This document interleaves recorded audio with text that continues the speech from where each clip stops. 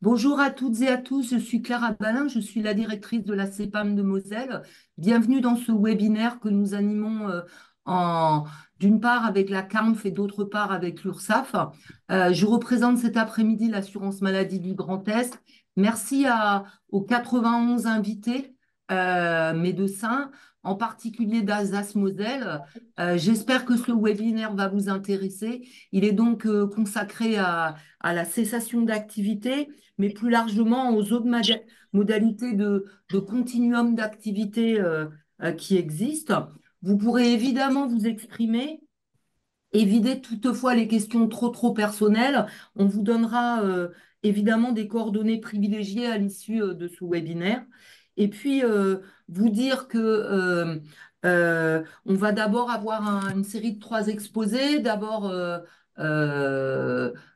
en premier lieu l'assurance maladie, puis l'URSSAF et la CARMF, et puis vos questions, mais vous pourrez évidemment euh, nous prendre la parole durant ces exposés, et puis éventuellement quand même fermez votre son quand vous n'êtes pas, vous n'avez souhaitez pas prendre la parole de manière à éviter des interférences. Voilà, je cède directement la parole.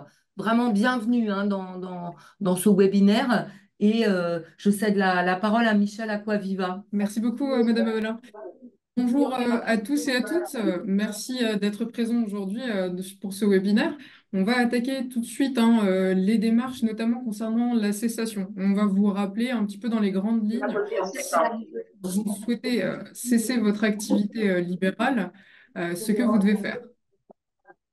Docteur Goujard, je vois que vous avez levé la main. Oui, est-ce qu'on pourra avoir un fichier PDF de tout ce qui va être présenté? Évidemment, et on fait un replay pour les collègues qui ne peuvent pas être là aujourd'hui. Super. Oui, oui, on ne manquera pas de vous transmettre et les documents qu'on vous présente aujourd'hui et comme le disait Madame Abalin, un enregistrement en fait du webinaire, hein. Comme ça, vous aurez également, s'il y a des questions, on créera également une fac qu'on vous enverra pour que vous ayez toutes les informations qui ont été abordées durant ce webinaire. Merci. Donc, je vais reprendre si vous voulez bien. Donc, des démarches de cessation. Alors, dans un premier temps, nous insistons beaucoup en fait sur le fait d'informer le Conseil de l'ordre des médecins. Euh, Il y a des de- personnes qui parlent là, et ça perturbe complètement. Est-ce que celles qui ont leur micro ouvert veulent bien les fermer, s'il vous plaît? Merci. Merci beaucoup. Donc, comme je disais, je reprends. Donc, l'important dans tous les cas, c'est de bien informer le Conseil de l'ordre des médecins de la date exacte de votre cessation. Je vous redirai ensuite pourquoi. Donc, toute démarche que vous devez faire, commencez d'abord par le Conseil de l'ordre des médecins. Il y a bien sûr la nécessité de prévenir la CARMF, hein, étant donné que c'est elle qui va calculer votre droit à la retraite. Prévenir également les URSSAF pour qu'elles puissent anticiper ce changement de situation et voir avec vous, en fonction de ce que vous voulez faire ensuite, quel statut, à quel statut vous pouvez prétendre. Ils en reparleront mieux que moi tout à l'heure. Le centre des impôts également, hein, c'est important de leur signaler tout changement d'activité. On vous a remis quand même la nécessité de prévenir la caisse d'assurance maladie parce que voilà, aujourd'hui on fait un webinaire, c'est la caisse de Moselle qui organise, mais nous avons des participants d'autres régions. Donc la caisse d'assurance maladie, parfois effectivement dans les autres régions, elle a besoin d'être prévenue. Chez nous en Moselle, c'est pas le cas, mais on a préféré vous le remettre. Et surtout, également, on vous alerte sur la nécessité de mettre à jour vos contrats d'assurance. Là, la CARM vous en reparlera également dans la partie qui lui est dédiée. Si tu veux bien passer à la suite. Voilà. Donc, il faut savoir qu'en Moselle, nous avons créé un livret qui est à votre disposition hein, sur le site amélie.fr dans la partie médecin. Nous avons préparé un livret en fait qui s'appelle Préparer sa fin de carrière, qui est au final un petit guide pour vous orienter vers les démarches à faire concernant une cessation et un éventuel cumul d'activités. On balaye plein de sujets, il peut éventuellement vous être utile. Alors, je suis désolée pour les médecins des autres départements, c'est pas encore disponible chez vous, mais après, vous pouvez venir le récupérer sur la page amélie.fr de la caisse de Moselle. C'est dans la rubrique changement de situation, tout en bas de page. Vous pouvez le télécharger. En Moselle, n'hésitez pas éventuellement à solliciter votre délégué assurance maladie, parce qu'on peut éventuellement vous redonner le lien ou vous l'apporter au cabinet si besoin.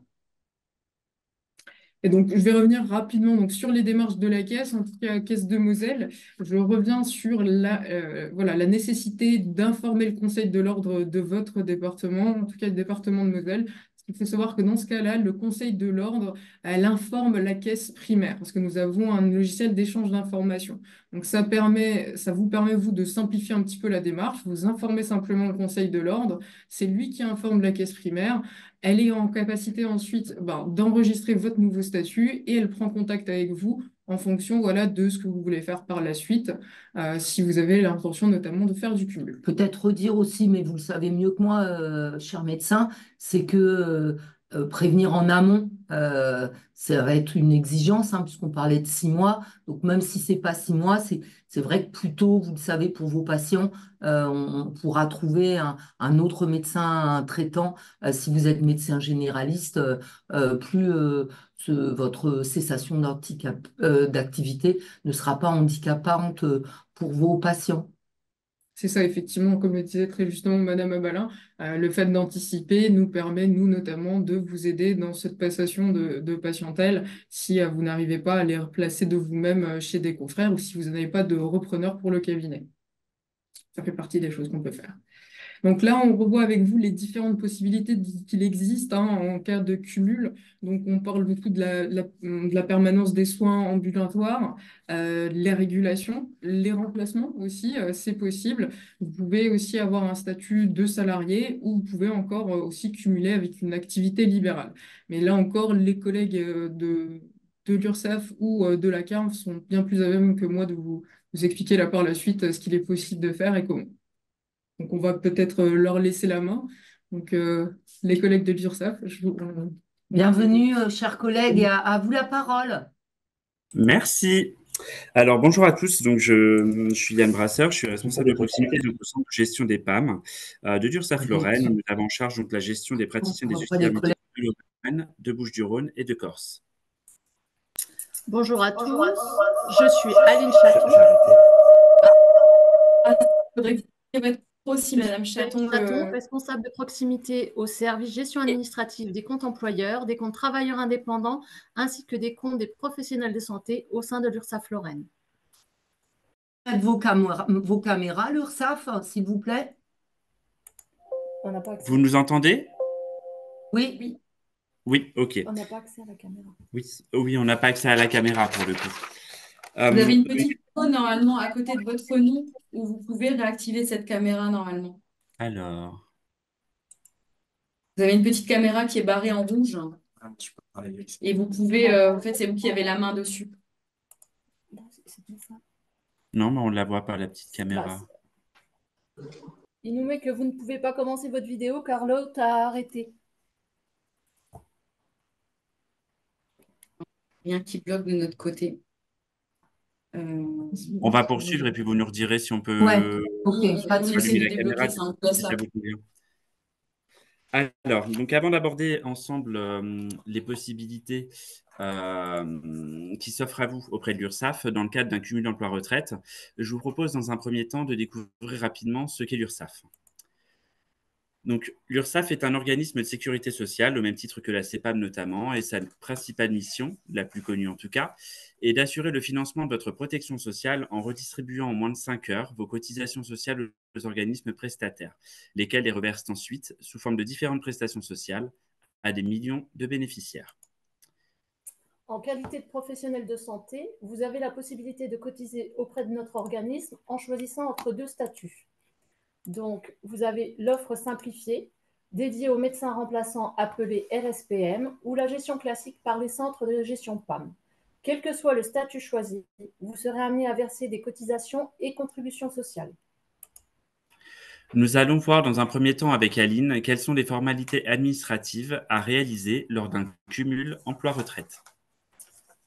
Tout d'abord, je vous informe que depuis le 1er janvier 2023, l'INPI a été désigné guichet unique électronique pour effectuer l'ensemble des formalités de création, modification et cessation d'activité, quelle que soit la forme juridique ou le secteur d'activité. Selon votre situation de poursuite d'activité en cumul emploi-retraite, je vais vous faire part des différentes formalités administratives à effectuer. Si vous poursuivez votre activité à la même adresse professionnelle, vous n'avez aucune formalité à faire. Si vous poursuivez votre activité à une adresse professionnelle différente, vous devez vous rendre sur le guichet unique INPI www.procédure.inpi.fr pour effectuer votre formalité de modification d'adresse. Si vous souhaitez poursuivre votre activité en qualité de remplaçant et en optant pour la gestion courante de vos cotisations, vous devrez également faire une déclaration de modification d'adresse sur le guichet unique INPI. À noter toutefois que vous devrez renseigner votre adresse de domicile comme étant votre adresse professionnelle et non l'adresse professionnelle du ou des médecins que vous remplacez. Autre situation, si vous souhaitez poursuivre votre activité en qualité de remplaçant et vous désirez adhérer à l'offre simplifiée dédiée aux médecins remplaçants, pour ce faire, il convient de faire votre demande d'adhésion au dispositif sur le site www.médecin-remplaçant.ursaf.fr. Enfin, si vous poursuivez votre activité en qualité de salarié, la formalité de cessation d'activité devra être effectuée sur le site du guichet unique INPI. Nous allons à présent regarder plus en détail à quoi correspond l'offre simplifiée. Donc, pour bénéficier de l'offre simplifiée, vous devez respecter 4 conditions cumulatives. Il faut être médecin remplaçant, effectuer exclusivement des remplacements, avoir des honoraires rétrocédés qui n'excèdent pas 19 000 € par année civile, et enfin, ne pas exercer d'autres activités en tant que travailleur indépendant. Le non-respect de l'une de ces conditions entraînera un refus d'affiliation ou une radiation automatique de l'offre simplifiée. Dans ce cas, vous devrez vous affilier à l'offre classique afin de voir votre activité déclarée auprès de l'URSSAF. Concernant maintenant la sortie du dispositif de l'offre simplifiée, elle se fait selon 3 situations. La première situation est celle dans laquelle vous vous réinstallez en libéral. À ce moment-là, vous basculerez vers le régime classique à la date de votre réinstallation. La seconde est si vous veniez à dépasser des seuils, et il y a 2 cas. Le premier cas, c'est si vos honoraires sont compris entre 19 000 et 38 000 € pendant 2 années consécutives, admettons 2024 et 2025. À ce moment-là, vous basculeriez au régime classique à compter du 1er janvier 2026, puisque vous ne devez pas donc dépasser les 19 000 € d'honoraires. Enfin, si vos honoraires sont supérieurs à 38 000 €, par exemple pour l'année 2024, vous basculerez à ce moment-là au régime classique à compter du 1er janvier 2025. La troisième situation, c'est tout simplement la fin de votre activité libérale. Et à ce moment-là, vous devrez faire une déclaration de cessation d'activité sur le guichet unique INPI et votre compte sera radié à la date de votre dernier jour d'activité. Maintenant que nous avons pu voir ensemble les conditions d'entrée et de sortie de ce dispositif, voyons à présent les différents services proposés par l'offre RSPM. Donc, afin de compléter votre demande d'adhésion auprès de l'offre RSPM, donc c'est pour l'offre simplifiée, vous devrez préciser dans le formulaire dédié votre activité, vos informations personnelles, donc d'identité et d'adresse notamment, et joindre un justificatif d'identité. Vous recevrez ensuite votre numéro de SIRET de l'INSEE et votre espace en ligne sera activé à la date du début de l'activité indiquée.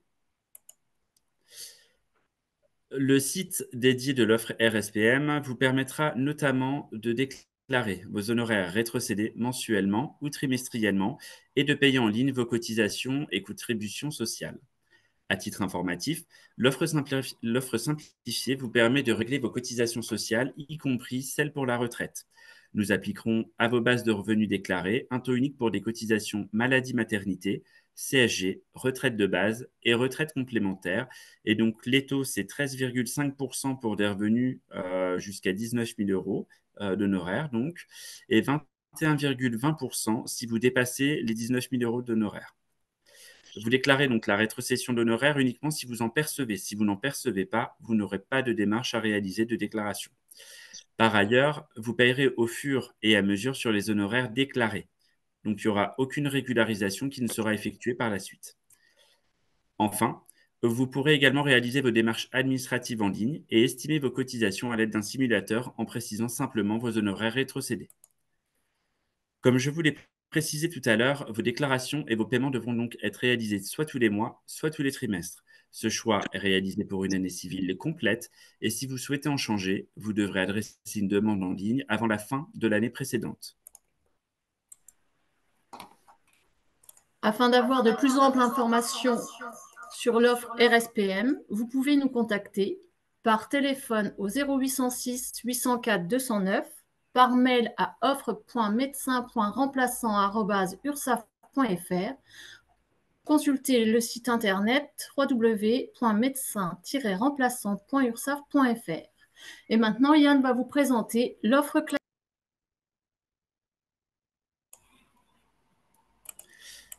Alors, je tiens à vous préciser que la présentation donc, de l'offre classique se fonde sur l'exemple d'un cotisant qui change d'offre, c'est-à-dire d'une personne étant à l'offre simplifiée actuellement et qui souhaite s'affilier à l'offre classique.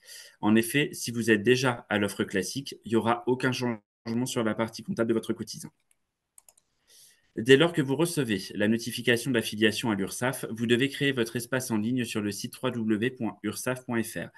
Ce site vous permettra de suivre votre compte et vous pourrez interagir avec nous via votre espace en ligne.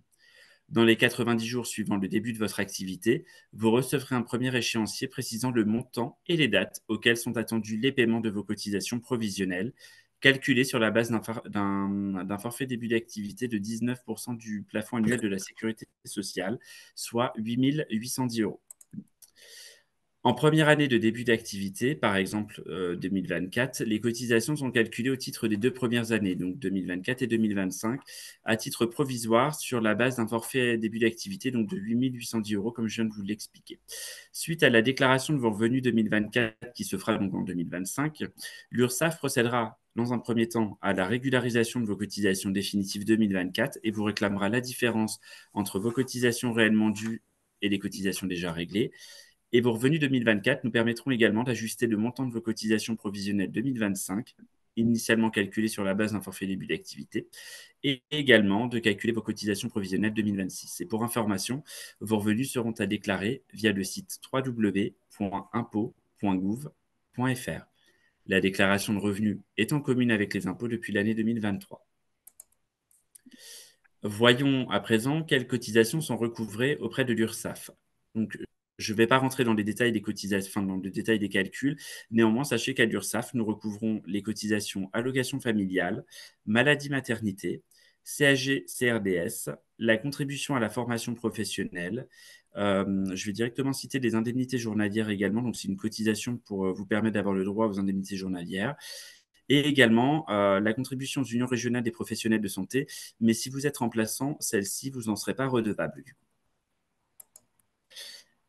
Donc, le démarrage de votre activité. Donc, on récapitule un petit peu. Donc, vous recevrez un échéancier provisionnel et vous devrez commencer à régler donc, vos cotisations à compter de 90 jours après votre démarrage d'activité.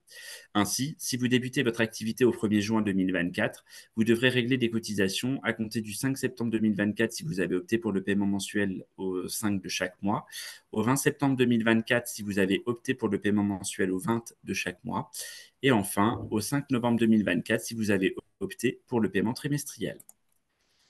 Votre calendrier annuel de déclaration, donc c'est la prochaine slide du coup qui va arriver. Votre calendrier annuel de déclaration des revenus sera mis à jour chaque année dès lors que nous aurons reçu vos revenus que vous aurez déclarés donc, sur le site www.impôts.gouv.fr entre les mois d'avril et juin, et également le site ursaf.fr après la fermeture du site des impôts. Sachez également qu'en plus de très nombreuses informations, vous trouverez sur ce site URSSAF un simulateur de cotisation. Cela peut vous être utile en cas de baisse ou de hausse des revenus pour estimer le montant des cotisations qui vous sont réellement dues. Pour mieux vous accompagner, le réseau URSSAF a mis en place depuis le 1er janvier 2020 des centres dédiés aux praticiens et auxiliaires médicaux conventionnés, un interlocuteur unique pour l'ensemble de vos démarches, des conseillers experts sur votre situation et vos droits.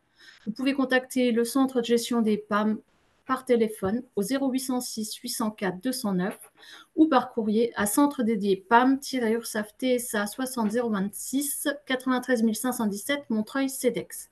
Et pour plus d'informations, vous pouvez consulter notre site internet www.ursaf.fr. Merci beaucoup, les collègues de l'URSSAF. Chers médecins, auriez-vous d'ores et déjà des questions à poser à l'URSSAF?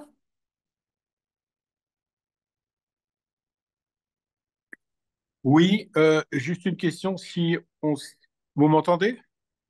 Oui, parfaitement. Oui. Oui, on Oui, vous juste entend. une question, si on s'arrête en milieu d'année, par exemple, qu'on prend sa retraite au mois de juillet et qu'on cumule emploi-retraite, donc on n'a pas besoin d'informer l'URSSAF, mais si on décide de travailler moins, est-ce que les cotisations diminuent ou est-ce que c'est l'année suivante qu'il y a une régularisation qui se fait? Alors, vous aurez la possibilité de réaliser une demande estimée directement via votre site ursaf.fr si vous êtes déjà à l'offre classique ou ça se fait également sur le site des médecins remplaçants. Et donc, en fait, vous aurez simplement besoin de nous estimer les honoraires rétrocédés que vous allez percevoir pour la fin d'année. Et comme ça, on pourra réévaluer un petit peu la situation au niveau de votre échéancier. Merci. Une autre question? Oui, c'est docteur Procope. En fait, j'envisage de partir en retraite le 1er janvier de l'année prochaine et je n'envisage pas du tout de faire de médecine libérale. J'arrête définitivement, donc je n'ai pas de formalité particulière à faire auprès de l'URSSAF. Alors, si vous souhaitez cesser votre activité, vous devez faire une déclaration de cessation d'activité sur le Oui, guichet unique INPI, www.procédure au pluriel.inpi.fr. d'accord. Je vous remercie. Plus les démarches auprès de l'ordre et de l'assurance maladie, hein, Oui, oui, bien évidemment. sûr. Oui, bien sûr, j'ai bien compris. Oui, oui, tout à fait. Oui, oui. Et donc ça, il faut le faire aussi à peu près 6 mois avant de partir à la retraite à peu près, ou il faut le faire avant ou après? En fait, vous le ferez au moment de partir à la retraite puisque ça sera votre dernier jour d'activité qui sera votre date de radiation effective. D'accord, très bien. Merci. D'autres questions?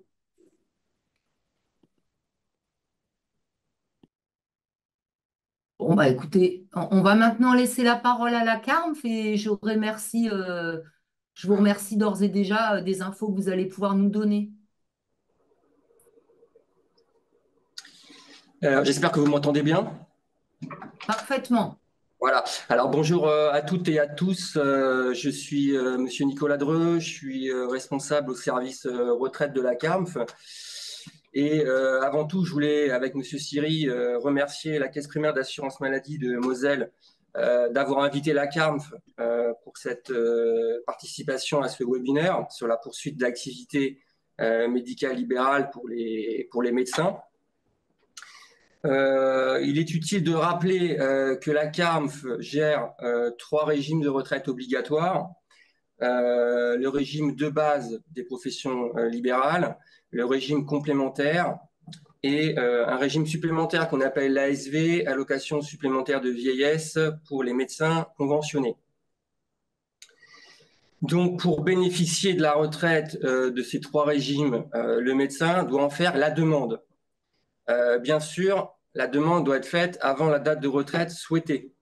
Alors, 2 possibilités, soit contacter chaque régime de retraite auquel il a cotisé durant sa carrière pour demander les droits.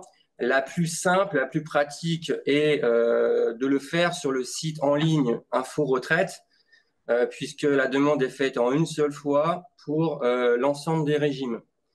Donc, c'est quand même beaucoup plus simple pour faire la demande de retraite. Et justement, sur la demande de retraite en ligne, on demandera aux médecins s'ils souhaitent ou non poursuivre une activité médicale libérale ou une activité professionnelle d'une manière générale.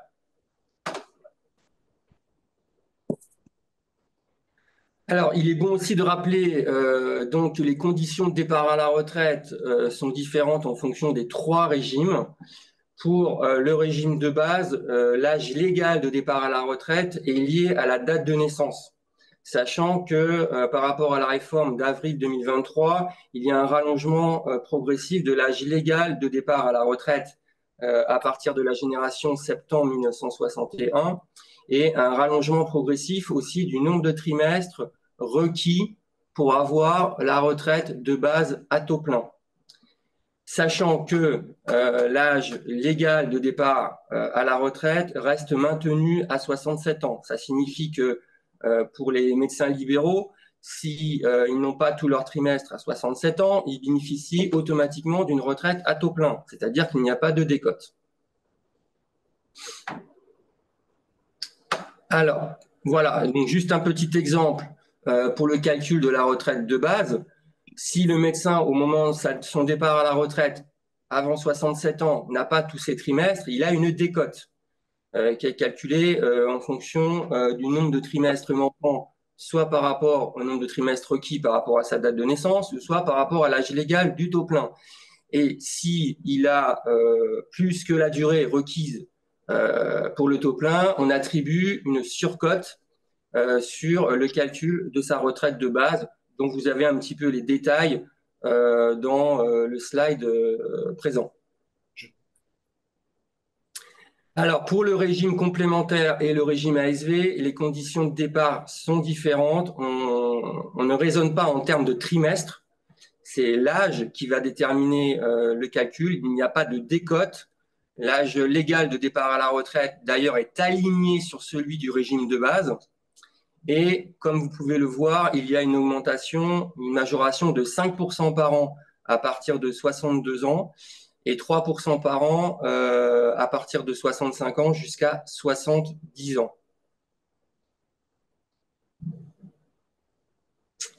Alors, le sujet donc, du cumul emploi-retraite. Alors, il est nécessaire de rappeler les conditions, les modalités du cumul emploi-retraite. Alors, pour bénéficier de sa retraite et continuer une activité sans limitation de revenus, il faut remplir deux conditions.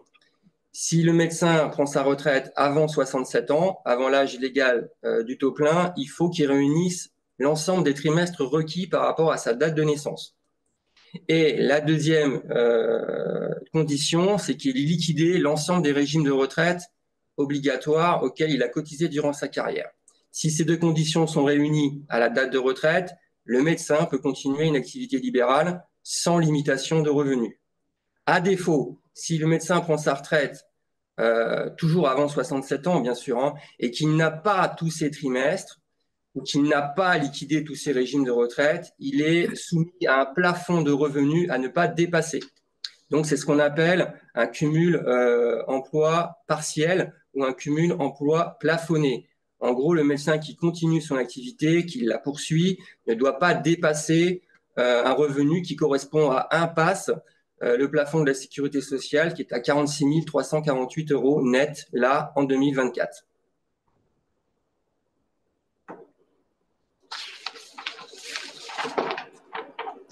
Alors, bien sûr, les médecins qui bénéficient de la retraite au titre de l'inaptitude au travail n'ont pas le droit de continuer une activité professionnelle.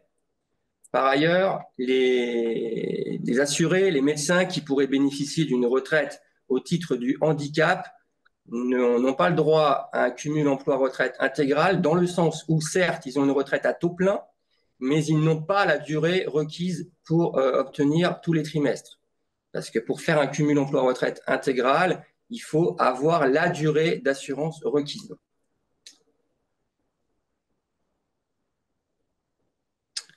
Alors, les conditions du cumul emploi-retraite, juste à rappeler que d'une manière générale, l'assuré est obligé, dans l'obligation de demander sa retraite à l'ensemble des régimes auxquels il a cotisé à la même date. Dans le sens où, à partir du moment où il demande la retraite de base auprès d'un régime, il ne peut plus avoir de droits supplémentaires auprès des autres. Une exception près, et ça je l'aborderai après, c'est notamment les droits supplémentaires qu'un médecin pourrait avoir en cumul emploi-retraite intégral au régime de base.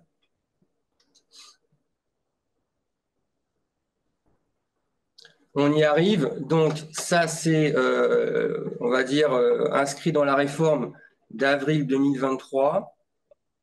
Les médecins qui sont en cumul emploi-retraite à partir effectivement du 1er octobre 2023 pourront avoir des droits supplémentaires au seul régime de base de la CARMF. Cela concerne les médecins qui sont en cumul emploi-retraite intégral. J'insiste bien là-dessus, c'est-à-dire ceux qui, au moment de la liquidation de la retraite, ont soit 67 ans et liquidé tous les régimes de retraite, ou s'ils l'ont prise avant 67 ans, d'avoir l'ensemble des trimestres. C'est seulement ces médecins-là qui pourront avoir des droits supplémentaires au régime de base et on pourrait rétroactivement revoir les points à partir du 1er janvier 2023. Et lorsque le médecin arrêtera son activité dans le cadre du cumul emploi-retraite, il pourra demander à bénéficier de cette seconde liquidation de pension des droits qu'il a acquis au régime de base pendant sa période de cumul emploi-retraite. Et cette seconde liquidation de droits, elle sera définitive. Il ne pourra plus à nouveau cotiser et réavoir des droits supplémentaires au régime de base. Elle sera définitive. Alors bien sûr, pour le régime complémentaire et pour le régime ASV, dans la CARMF, pour l'instant, donc n'a pas pris de décision concernant l'acquisition de points supplémentaires. Pour l'instant, cela concerne que le régime de base.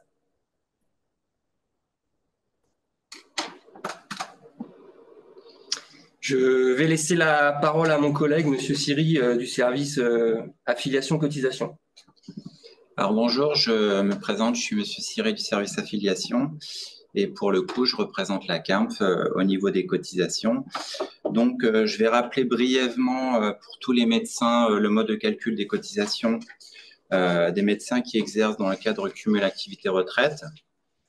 Cependant, il n'y a pas une grande différence, donc je suppose que tous les médecins présents vont pouvoir se reconnaître dans le mode de calcul parce que, mis à part en fait le régime invalidité décès, le régime de prévoyance géré par la CARMF, tous les médecins en cumul activité-retraite cotisent à tous les régimes de retraite gérés par la CARMF, c'est-à-dire le régime de base, le régime complémentaire vieillesse et le régime des allocations supplémentaires de vieillesse pour les médecins conventionnés. Donc, je vais procéder assez rapidement régime par régime. Donc, je vais vous énoncer les assiettes des cotisations, les années de revenus, les tranches, les taux, les plafonds, etc. Donc, pour le régime de base, les cotisations provisionnelles sont calculées en fonction des revenus de l'année N-2, c'est-à-dire qu'en 2024, ce sont les revenus nets d'activité indépendants de 2022 qui permettent le calcul des cotisations provisionnelles. Ensuite, les cotisations 2024 seront ajustées en fonction des revenus nets d'activité indépendants de 2023 lorsqu'on aura connaissance, c'est-à-dire à partir du mois d'avril-mai 2024. Et enfin, cette cotisation du régime de base sera régularisée en 2024 lorsqu'on aura connaissance des revenus définitifs 2024 à partir du mois d'avril-mai 2025. Alors, dans le régime de base, je vous rappelle qu'il y a deux tranches de revenus. La tranche 1, dont les revenus vont de 0 à 46 368 €, c'est-à-dire un plafond annuel de sécurité sociale. Et une deuxième tranche, dont les revenus vont de 0 à 231 840 €, qui correspond à 5 plafonds annuels de sécurité sociale. Les taux, dans le régime de base, le taux de la tranche 1 est de 8,23%, avec un plafond de cotisation à 3 816 €.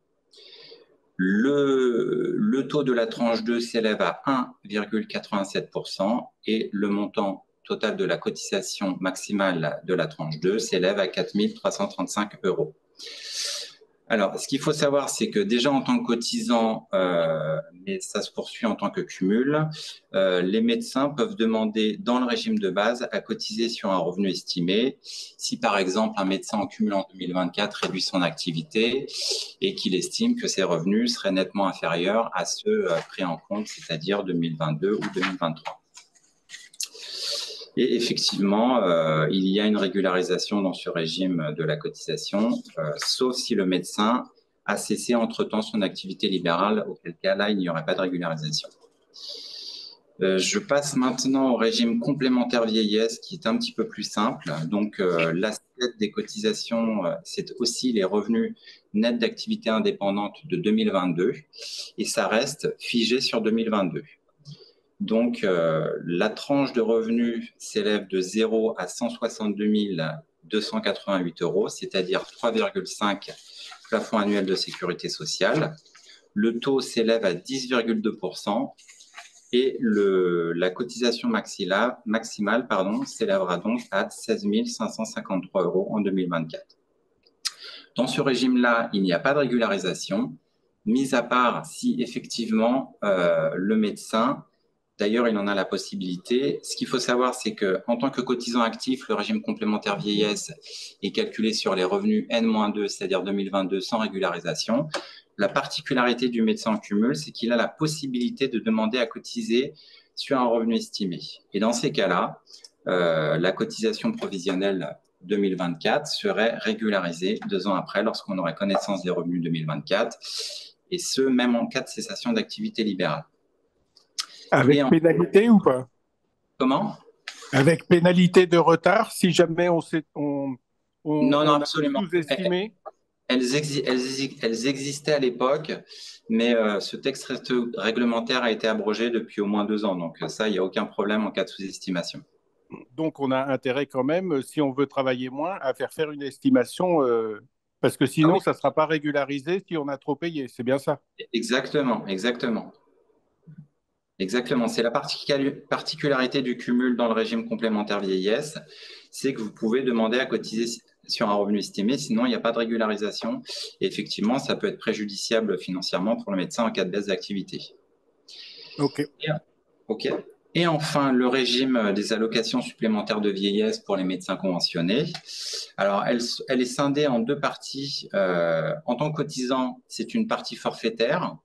En tant que retraité, la cotisation ASV proportionnelle se substitue à la cotisation forfaitaire sans que le montant puisse être supérieur à celui de la cotisation forfaitaire.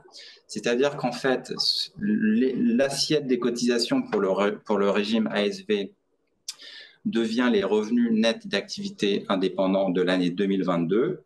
Et en fait, grosso modo, pour que la cotisation forfaitaire soit appliquée, il faut dépasser un revenu de 60 233 €.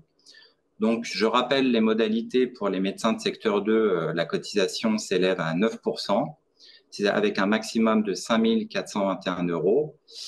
Et sachant que les médecins secteur 1, comme ils ont signé la convention avec l'assurance maladie, ils financent un tiers de la cotisation, les 2 autres tiers sont financés par l'assurance maladie, c'est-à-dire que la cotisation maximale pour un médecin secteur 1 s'élève à 1 807 € sur la cotisation entre guillemets forfaitaire.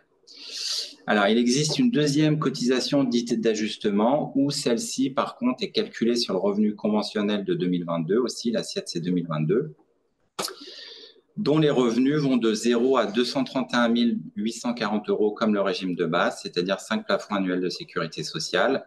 Pour le secteur 2, le taux est de 3,8% et un tiers pour les secteurs 1, c'est-à-dire 1,2667%.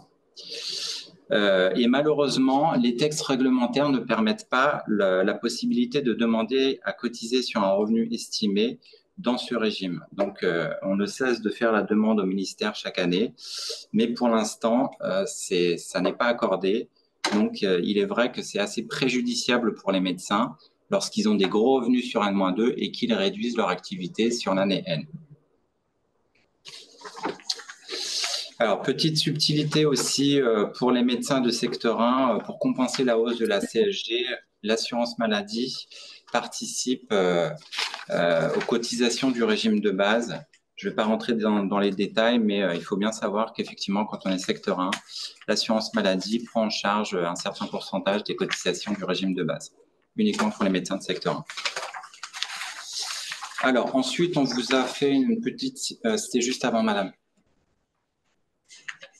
Voilà, on vous a fait une petite simulation du montant des cotisations globales annuelles en fonction des régimes et des tranches de revenus. Bon, voilà, sans rentrer dans le détail, pour un médecin qui gagne 20 000 euros en 2022, la cotisation en tant que secteur 1 s'élèvera à 4 483 euros. En secteur 2, 6 620. Pour un revenu de 60 000 euros, la cotisation d'un secteur 1 s'élèvera à 12 328 euros, secteur 2, 18 738 euros. Pour un revenu annuel de 80 000 euros, un secteur 1 paiera 15 084 euros et 21 933 euros pour un secteur 2. Et quand vous parlez de revenus annuels, ça veut dire avant d'avoir payé les URSSAF et la CAMF ou en ayant tout payé? Alors, l'assiette, c'est le revenu net d'activité indépendant. C'est-à-dire qu'effectivement, ça ne parle pas vraiment aux médecins, mais en gros, ça correspond au net. Donc, c'est effectivement après avoir déduit toutes les charges professionnelles et sociales. D'accord. Donc, en fait, quand vous dites, par exemple, 60 000 euros, les 12 000 euros en secteur 1, c'est dont 12 000 euros qui ont été déjà payés, quoi. Si effectivement en 2022, je vais vous dire une bêtise, mais si un médecin gagne 150 000 en 2022 et qu'il a payé des cotisations à l'assurance maladie, à l'URSSAF, à la caisse vieillesse de 30 000 euros, il les défalquera de son brut, il défalquera aussi les charges qui incombent au cabinet s'il a choisi en termes de fiscalité la déclaration réelle, sur frais réels. Oui. Oui. Donc, effectivement, ça correspond au net. Quand je vous dis 80 000 euros, c'est net. C'est le net, tout à fait. C'est net, c'est-à-dire charges payées. Okay. Mais comme actuellement, en fait, c'est exactement le même mode de calcul des cotisations que vous payez actuellement. D'accord. Sur un plafond maximum de revenus à 231 840 euros, un médecin secteur 1 paiera 26 851 euros et 38 935 euros pour un secteur 2, sachant que toutes les cotisations secteur 1 que j'ai évoquées, il y a déjà la participation de l'assurance maladie qui a permis de réduire dans le régime de base, la cotisation. Alors, ensuite, on va passer à la page suivante. Comme actuellement, vous savez très bien que vous pouvez demander à la CARM des réductions de cotisation. Donc, dans le régime de base, il n'y a aucune réduction de cotisation. La particularité pour les médecins en cumul activité-retraite, c'est si vous exercez dans une zone de montagne caractérisée par une offre de soins insuffisante ou de difficultés dans l'accès aux soins, en le demandant, vous aurez une exonération de 50% de la cotisation du régime de base. Donc, je ne sais pas si en Moselle, vous avez des situations géographiques concernées par des zones montagne, mais en tout cas, ça serait éventuellement possible.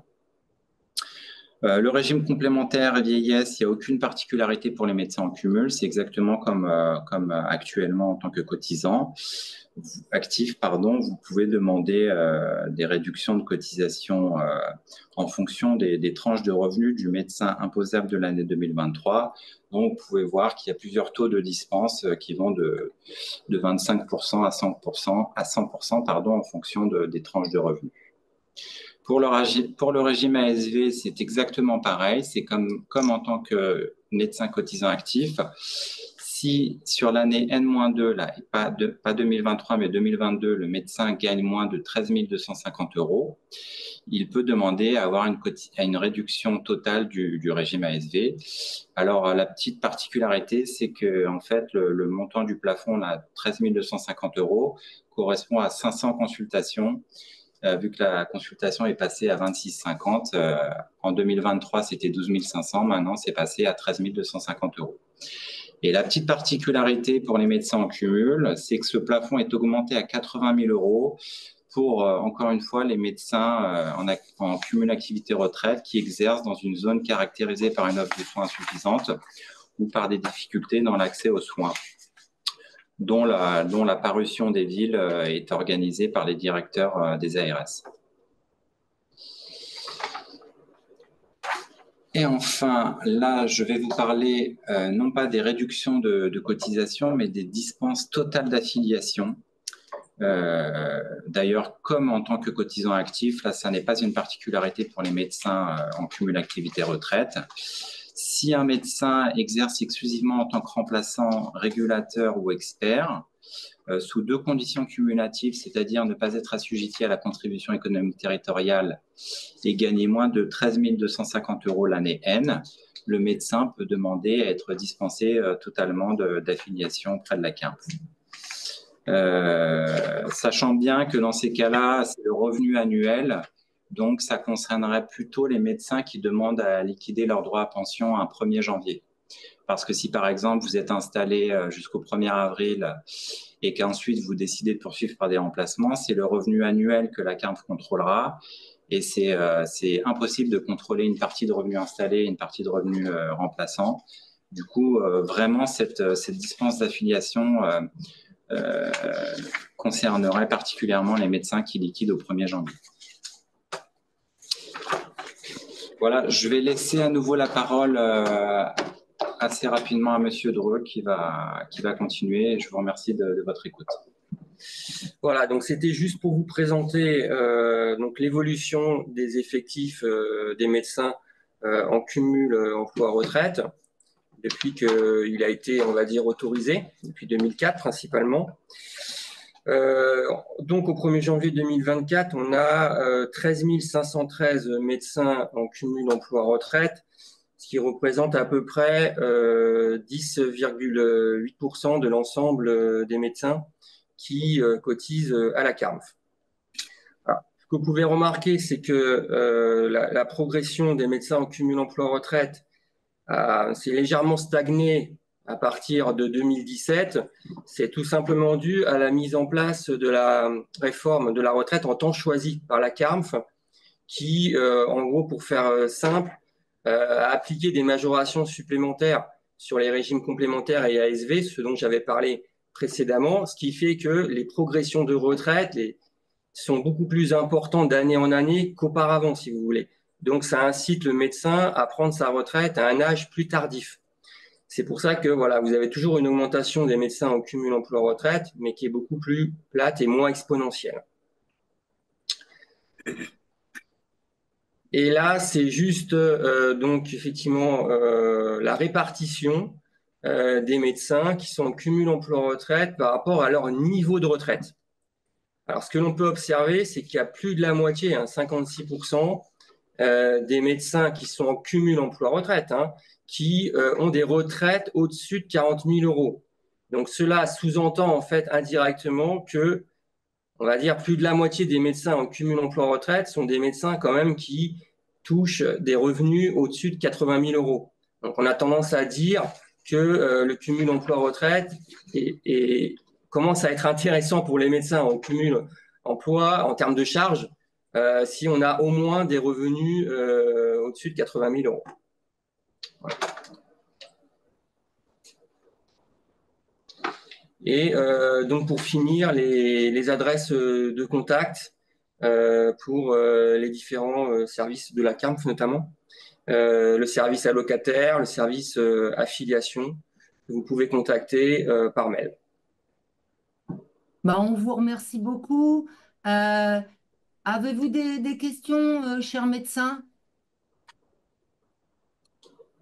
Oui, je suis le docteur Wagner et donc Bonjour, docteur. bonjour tout le monde. J'ai effectivement, depuis le début d'année, vérifié un tout petit peu sur un simulateur.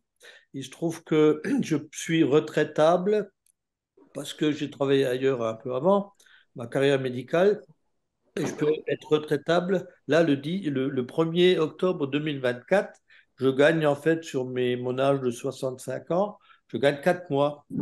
Alors, ma question est la suivante. Sur les simulateurs, sur le net, on trouve une certaine somme. Vous partez à 65 ans, vous avez telle somme. Vous partez à 67, 68 ans, vous avez une retraite plus élevée. Donc, ma question est toute simple. Si je prends ma retraite à 65 ans, et donc à taux plein, on va dire, et si en plus je cumule, si je pars définitivement à 67 ans, est-ce que j'aurai cette prévision de toucher cette somme que je toucherai en partant à 67 ans ou est-ce que ce sera minoré par rapport au simulateur? Alors, en fait, si vous voulez, si vous demandez votre retraite à 65 ans et que vous envisagez un cumul emploi-retraite, la retraite à 65 ans, on va dire, elle va être définitive sur les 3 régimes. Alors, c'est vrai qu'avec la nouvelle loi, vous allez pouvoir avoir des droits supplémentaires au régime de base, comme je l'ai évoqué. Si notamment vous êtes en cumul intégral, ça veut dire que vous avez tous vos trimestres, vous avez liquidé tous vos régimes. Mais en aucun cas, à 67 ans, vous allez retrouver le même montant que si vous attendez 67 ans pour prendre la retraite, puisque vous allez cumuler des points aux 3 régimes de retraite. Donc forcément, vous ne retrouverez jamais le même montant. D'accord.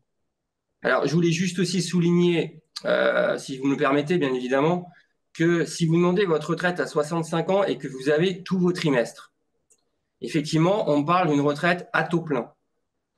Je préfère dire retraite sans décote parce que beaucoup de médecins pensent que quand ils ont la retraite à taux plein, c'est-à-dire quand ils ont le nombre de trimestres requis, ils ont la retraite qu'on leur donnera à 67 ans, à 65 ans. En fait, c'est pas du tout ça. C'est une retraite calculée à 65 ans sans abattement. Il est évident que plus le médecin attend pour prendre sa retraite, plus il aura une progression de retraite sur ces 3 régimes. Mais il faut qu'il vive 20 ans pour que ça soit rentable. C'est les calculs moyens. Effectivement, il a intérêt à différer sa date de départ à la retraite s'il compte sur une espérance de vie assez élevée. Il faut vivre au moins 20 ans, tout à fait. Après, ce qu'il faut préciser aussi, c'est que pour l'augmentation sur le régime de base lié aux cotisations, il y a aussi un taquet qui est à peu près de 2 000 € hors taxe, je crois. Oui, en fait, il est indiqué sur le slide, effectivement, que j'ai indiqué. Il correspond en fait à 5% du plafond de la sécurité sociale. En fait, c'est le montant maximal de droit. C'est 2 318 €, si vous voulez, ce qui fait à peu près du 2 100 € net. En fait, c'est le montant de droit supplémentaire, enfin maximum au régime de base que le médecin pourra avoir en cumul emploi-retraite, ce qui correspond à peu près à un cumul emploi-retraite sur 6-7 ans. Mais c'est vrai qu'il ne peut pas avoir plus que cette somme de 2 318 €. Alors, c'est du brut. Bon, voilà, à peu près 2 100 € net par an. D'autres questions? Je vois qu'il y a quelqu'un qui lève la main. Pardon. Je laisse parler Cécile. Cécile, c'est la CAMF. Ah non, pardon. C'était une question pour la CAMF. Est-ce que quand on contacte la CAMF, est-ce qu'on a la possibilité d'avoir toujours le même interlocuteur qui connaît le dossier, au lieu d'avoir une fois une personne, une fois l'autre? Est-ce que c'est possible? Bonjour. Malheureusement, non, parce que nous sommes plusieurs divisions. Donc, si par exemple votre question concerne la retraite, il faudra contacter le service allocataire. Pour les cotisations, ça sera le service affiliation. On a un service de revenus. Malheureusement, j'aimerais vous dire oui, mais c'est strictement impossible vous pouvez contacter toujours la même personne, mais cette même personne n'aura pas forcément les réponses à toutes vos questions. Donc, si vous voulez contacter, d'ailleurs, souvent, c'est ce qui arrive, lorsqu'un médecin a un contact intéressant à la CAMF, il appelle toujours la même personne, mais effectivement, cette personne sera obligée de la rediriger ensuite pour qu'il y ait une réponse à ces questions. D'accord. Autre question. Il y a eu un avantage au niveau des cotisations de la CAMF pour les gens qui font un emploi cumul retraite qui a été voté par la loi, je ne sais plus quand, qui est sorti milieu mars-avril l'année dernière. Est-ce que c'est reconductible cette année ou les années postérieures ou pas? Ou on sait déjà? Oui, on sait déjà, malheureusement, non, c'est effectivement, ça fait partie de la loi de financement de sécurité sociale pour 2023. Le décret est paru effectivement au mois de juin, je crois bien, et ça ne concerne que l'année 2023. Donc, je ne vais pas rentrer dans le détail, mais en fait, si c'était pérennisé, ça serait quelque part, pas la faillite de la CAMF, mais en fait, c'est absolument pas compensé par le gouvernement, mis à part le régime de base. Donc, ça a coûté très, très cher à la CAMF. Donc, je pense qu'effectivement, si c'était compensé par le gouvernement, il serait possible que ce soit chaque année. Mais en tout cas, le décret ne prévoit malheureusement pas que cette exonération soit pérenne, hein. C'était vraiment en 2023. Et Chers encore. collègues de la CAMF, chers collègues, il y a quand même actuellement, hein, je crois, des propositions de loi en ce sens, hein, il me semble, hein. Voilà, je voulais juste dire que je l'avais lu dans la presse professionnelle. On envisageait de prolonger cela à tout le moins d'une année. Bah, en tout cas, c'est absolument pas d'actualité. Et alors je veux mettre personne à dos, mais méfiez-vous quand même de ce qui paraît dans la presse. Je dirais que le mieux, c'est de contacter l'organisme compétent. Merci. Et nous, aux dernières nouvelles, on n'a pas eu d'informations comme quoi cette exonération serait appliquée en 2024. Non, non, Et je ce sont voudrais juste. juste des débats, hein, des débats. Oui, oui, Mais on le sait, hein, le docteur Lardenois, qui est mosellan et donc du Grand bien sûr. Est, Ah bah oui, bah milite bien sûr. dans le sens que vous indiquez. On va peut-être Exact. reprendre une nouvelle question. Oui, docteur Docteur Albécri, Crochet, pardon. Est-ce que j'en ai une, s'il docteur, vous plaît? Docteur On va Albécri. peut-être prendre dans l'ordre si vous voulez bien, parce qu'il y a le docteur Champenier qui a levé la main, ainsi que le docteur Crocity. On va les Oui, laisser bonjour. s'exprimer si vous voulez bien. Alors, Oui, bonjour, docteur Champenier. Je voulais juste poser une question en réponse rapide. Il est prévu une exonération de cotisation CARF pour les médecins régulateurs dans le cadre de la PDSA. Qu'en est-il des médecins régulateurs qui régulent au service d'accès aux soins? Alors, ce qu'il faut savoir, c'est que réglementairement, toute personne qui exerce une activité libérale se doit de cotiser à la CARM. Cette mesure de dispense d'affiliation, que ce soit pour les experts, les remplaçants ou les régulateurs dans le cadre de la permanence des soins, c'est une mesure de bienveillance du conseil d'administration. Après, on ne va pas regarder, ce sont juste des termes, c'est-à-dire si un médecin est régulateur dans le cadre de la permanence des soins, on va le dispenser. S'il est régulateur non pas dans le cadre de la permanence des soins, on ne va pas aller contrôler. On va plutôt aller contrôler le revenu. Mais si un médecin exerce hors permanence des soins en tant que régulateur, il pourrait aussi bénéficier de cette mesure. Et je voudrais juste rajouter. Alors, c'est pas mon domaine, mais en fait, c'est du domaine de l'URSSAF. Juste sachez, messieurs, dames, les régulateurs, que ce dispositif de régulation a intégré le RSPM au 1er octobre 2022. C'est-à-dire qu'effectivement, ça concerne les remplaçants, mais les régulateurs aussi peuvent intégrer le dispositif RSPM depuis le 1er octobre 2022. Merci beaucoup. On va peut-être donner la parole au docteur Crocity. On vous écoute, docteur? oui, bonjour. Vous m'entendez bien? Oui. Oui. Donc, je viens d'apprendre qu'on pouvait obtenir de nouveaux droits au niveau du régime de base. Moi, je suis en cumul intégral depuis 4 ans. Donc, c'est à partir de début 2023 qu'on obtient de nouveaux droits. Absolument. D'accord. Et ces rémunérations, elles seront versées quand? Au départ, à la seconde liquidation de Tout droits? à fait. Vous êtes retraité à quelle date, s'il vous plaît? 2020, janvier 2020. Voilà, donc si vous étiez en cumul emploi-retraite intégrale? Oui, c'est ça, oui. Voilà, donc à partir du 1er janvier 2023, effectivement, si on regarde votre compte, des points sont indiqués en 2023 et même en 2024.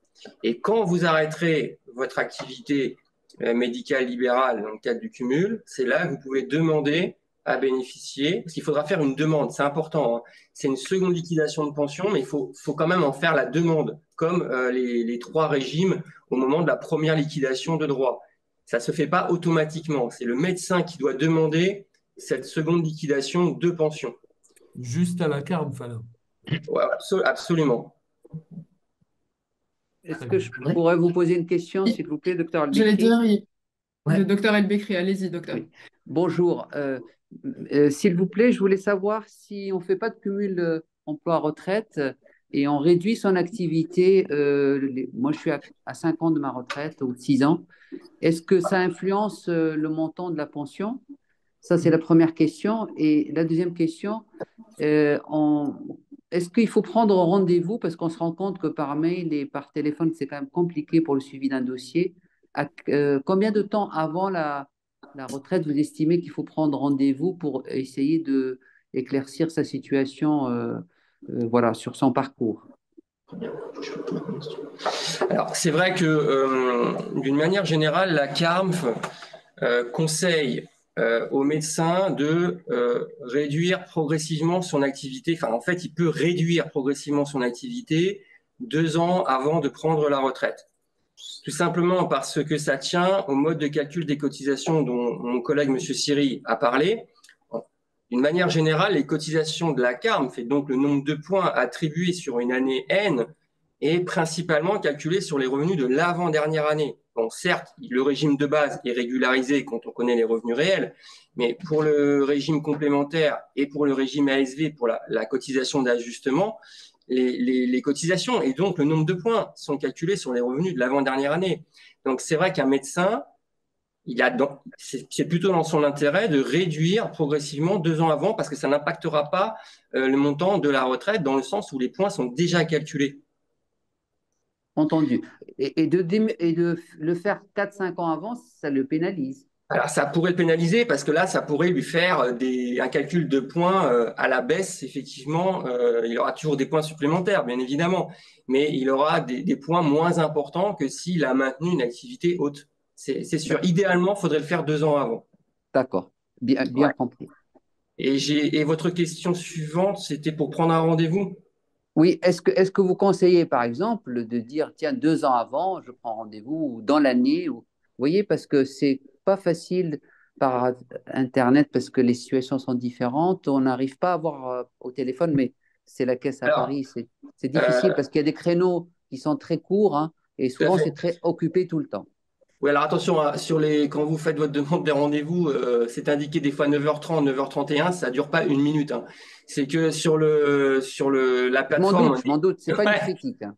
C'est Non, pas non, une bien critique. sûr. Ce que je peux comprendre. Alors, bah, écoutez, je suis bien placé pour en parler parce que je reçois, moi, principalement, les médecins qui demandent des rendez-vous. Donc, c'est aussi une autre partie de mon travail. Voilà, les médecins qui veulent des rendez-vous sur place à Paris, c'est moi qui les reçois, si vous voulez. Donc, D'accord, d'accord. bien sûr que je vous conseille à 2 ans, à 3 ans de prendre la retraite, de demander un rendez-vous effectivement personnalisé pour qu'on fasse le point sur votre situation. Après, c'est vrai qu'il faut, ouais, j'aurais tendance à dire, se rendre systématiquement sur le site de la CARMF pour prendre un rendez-vous. Et c'est vrai que c'est souvent bouchonné. Les rendez-vous peuvent pas être pris à plus de 3 mois. Donc, c'est vrai qu'il faut un petit peu s'armer de patience pour avoir un rendez-vous effectivement auprès de la CARMF. Mais bien sûr, à 3 ans, à 4 ans de prendre la retraite, je ne peux que vous le conseiller. D'accord. Merci beaucoup. Et c'est pas une critique, hein, c'est simplement une. Voilà, Alors, je je sais vous bien en que prie. c'est. Bon, je vais reprendre un petit peu la parole. Je vais devoir vous quitter. Je remercie vraiment les collègues de l'URSSAF et de la CARMF d'avoir animé avec nous ce webinaire. On va prendre encore 2, 3 questions. J'invite tous les médecins qui souhaiteraient échanger et à nous mettre leurs questions en questions-réponses, hein, vous le voyez sur votre écran, et on s'engage à ce que la CARMF ou l'URSSAF ou nous-mêmes nous vous répondions vraiment au plus vite. On a vos mails et on le fait vraiment. On s'engage également, on l'a dit en début de séance, à vous envoyer le diaporama. Et puis, on mettra ce webinaire en replay pour tous les médecins. Merci encore à vous tous et je vous souhaite une très, très bonne après-midi. Au revoir.